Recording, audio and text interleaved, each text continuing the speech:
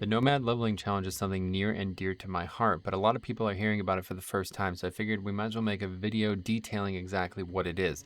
Now, if you're just looking for the TLDR, the only two things you're going to notice when I do it in Classic World of Warcraft is that the gear and the way I travel around the world are the focus of it. Okay, so the first main rule with relation to gear is that everything I equip has to be something that I obtained myself personally. My character obtained it, kind of like scavenged for it, or purchased it, got gold and bought it from a vendor, something like that. And it's basically boils down to anything that I equip has to be a BOE effectively. That's just how it kind of plays out in the game. It's not necessarily, that's not a rule. That's just kind of how it ends up.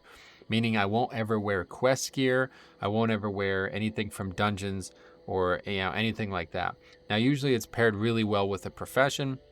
When I did this type of challenge in Shadowlands and BFA and stuff, I always did a leveling, leatherworking only kind of thing, because it feels like in BFA or Shadowlands, it's like if you're going to do both, you're going to actually have a lot of gear on. And I didn't necessarily want it to be about not having gear, but in that version of the game, it does feel a little bit better if you really focus on one. But in Classic, I feel like mixing, BOEs and leatherworking has worked out really well for my hunter.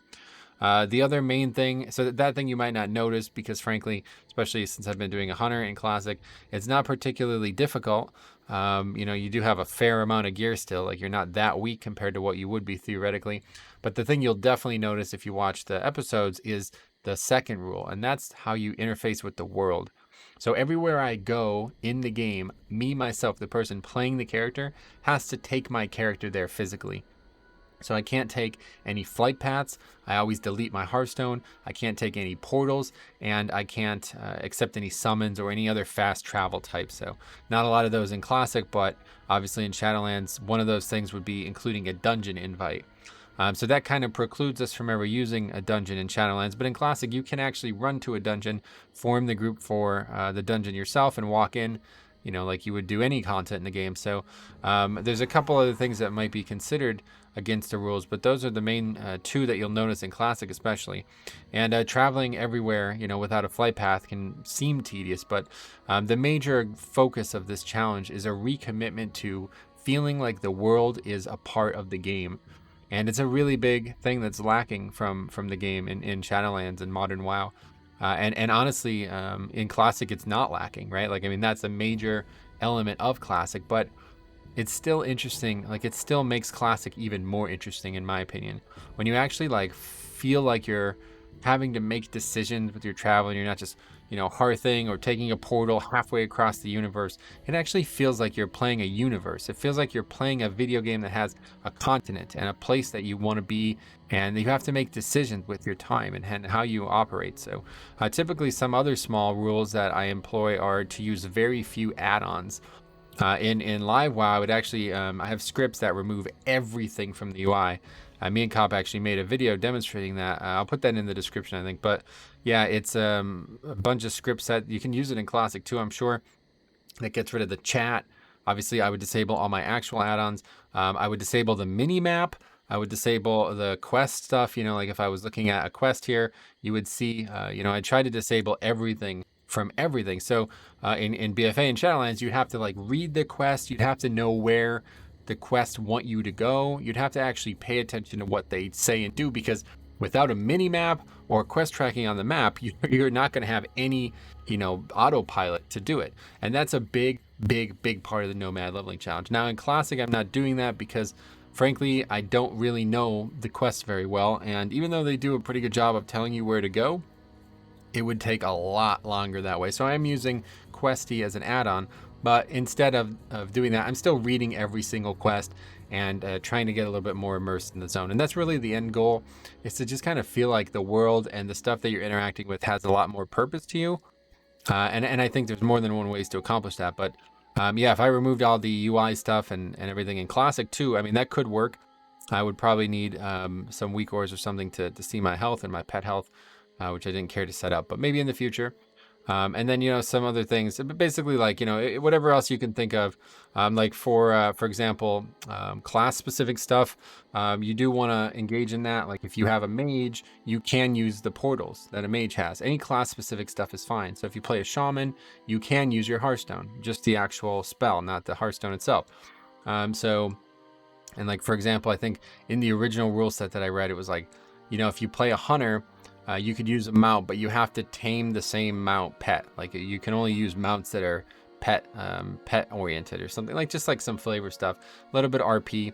In the original rule set, it also explicitly talks about trading and how money is meant to work. So the way I've adapted it is any money I get on that character, I'm going to use however I like.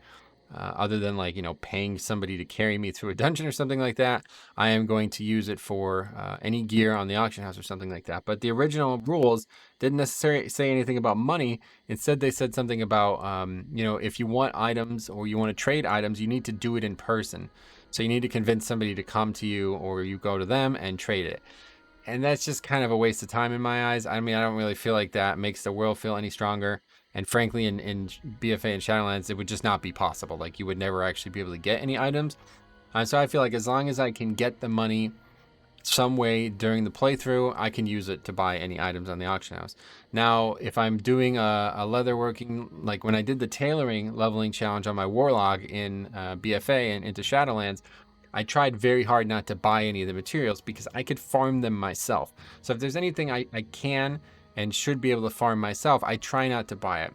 But in Classic, it's like, we have a lot of leather needed in that for leatherworking. So every once in a while, I'll try to commit some money towards leather. But it costs a lot of money, and Classic, I'm starting with zero pennies. So I have a lot of commitment to spells and training and other stuff. So it's not that easy. But in Live WoW, like if you did this in Shadowlands, you'd make thousands of gold, so you can easily buy low-level profession mats, and especially in Shadowlands, those profession mats are very cheap. So it'd be very kind of cheesy if I just bought all the profession mats. And ultimately, that will probably be a hindrance in Classic moving forward, because I'd love to try a blacksmithing leveling challenge. The ultimate Nomad leveling challenge is blacksmithing, because blacksmithing not only requires you to have the professions and get the patterns, and there's a lot of really cool depth to blacksmithing in terms of profession. It also requires you to be at an anvil and at a forge to use the materials. So that is a really, really big part of this this leveling challenge, is being somewhere specific, because you can't just port to Thunder Bluff. You can't just set your hearth near some place that you want to be. You can't do any of that. So you have to choose when you go there, and you have to stop leveling and go there. And it has to be an important decision. So when I was doing the blacksmith leveling challenge, it's something I've started, and I try not to publish the ones from Shadowlands unless I finish them, but it's like my ultimate, this is the main one I wanted to always do. It's so cool because I just started to take note of where there's anvils, where there's forges, and there's some in very bizarre places. Like actually in this zone in Mulgore, there's actually one over here in this goblin area. There's a forge and a anvil right in front of the entrance. So like, if I knew that and I was in Mulgore doing some quests maybe in Thunder Bluff, I could, whatever. If I forgot, then I can go somewhere else and do it. So, and like there's some in really obscure places, and then there's some in some towns and not in other towns. And then there's blacksmith trainers kind of all over the world. Like in Theramore, there's trainers. So, if you're playing an alliance and you're not able to get anywhere near Darnassus, you can go to Theramore. And these kind of things are like such an important part of this. So I think that's everything. Hopefully that answers your question. And I will just say that the reason to do this, if you're confused, like if you're wondering why anybody would do this, maybe it sounds a little boring to you. This is not necessarily a difficulty challenge. This is about reapplying the world to your own interests and making the game feel a completely different way. And I'm going to tell you, I've done this in the classic zones and Shadowlands, and now in actual classic, and it feels amazing. But it's really, really nice in a continent like Outland. Because in Outland, there's no boats or not two continents you have to travel through, and it's not massive. So you can get from Hellfire Peninsula to Shadowmoon Valley in a very short period of time. And you can go from Shadowmoon to Nagrand in a very short period of time, But it does feel like, since in TBC zones, there is still enough reason to travel between the zones, it does feel like exactly how you would want it. So I think it would probably be, the equivalent of if you were, say, trying to just only do these top half of the zones. and it would be a little bit more interesting than just flying in between them, and especially and then like, oh yeah, like another rule in live WoW is they never use flying if flying mounts themselves unless I absolutely have to. It's not necessarily forbade, but I try just I don't like flying anyway. So yeah, just think about it. If you've never done something like this and you're maybe shocked at like how I'm having so much fun with it, give it a try. I think you'll be very surprised at how it really changes the way the game feels, especially if you do the UI thing that I'm talking about. Even if you don't want to do the Nomad leveling challenge, try playing a character without a mini map and without a map that has all these things on, you know, the different quest tracking and all this stuff that's normally on the map. Try turning all that off. Try playing the video game without a mini map and without all that quest tracking. You will be completely shocked at how different the game is. And I think, you know, the Blizzard over the years has added a lot of autopilot stuff. And I think, you know, most people probably would say like they don't really enjoy leveling. I think a lot of those people would probably say that because they've only done it in the brain off autopilot mode where they just kind of follow an arrow from spot to spot and they don't even think about what they're doing. They don't read the quest. They don't pay attention to why they're doing it.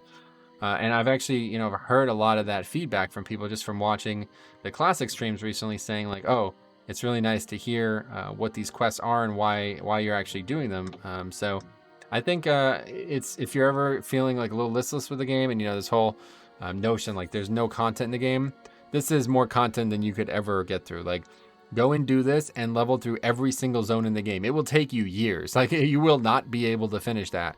If you try to do every zone in the game and read every single quest in every zone as both Horde and Alliance, it will take you an extremely long time. So it's just objectively wrong. You just got to find something that makes you rediscover your love for the game. And I think the Nomad leveling challenge is a great place to start. There's a lot of other ways that you can challenge yourself. Like, if you want it to be very challenging, give it a try naked. Try leveling, and especially in Classic, I can't even imagine it, but in Shadowlands, try leveling naked. It's a ridiculous challenge. It's actually probably much harder than most max level content because a single mistake will get you killed, and you will have to probably kite and use a lot of aggressive maneuvers to make sure you don't die to some mobs.